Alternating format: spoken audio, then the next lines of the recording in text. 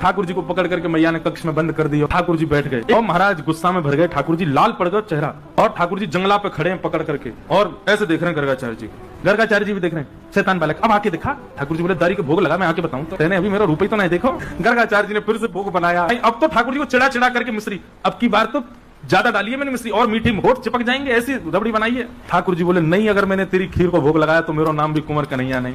नन्हे से ठाकुर जी कौन ताले वाले, उनके सामने तो नेक में महाराज ताले वाले सब खुल गए बाहर थे। ठाकुर जी ने किवाड़ खोली और घुटमुन चल करके गए और खीर लेकर के प्रेम से पान लगे। थोड़ा अपना जाप वाप करने के बाद और जैसे ही अब की बार नेत्र खोल करके देखा, नेक्स्ट से बटुआ से ठाकुर जी के 4 भुजा प्रकट है गई। एक भुजा से खीर को पात्र पकड़ो है, एक भुजा से ठाकुर जी खीर पा रहे हैं और अपनी तीसरी भुजा से वही खीर को लेकर के गर्गाचार्य जी को पवा रहे हैं। गर्गाचार्य जी ने जब चतुर्भुज रूप का दर्शन किया, गर्गाचार्य जी के नेत्र सजल हो गए। भगवान में आपके रूप को पहचान नहीं पाया।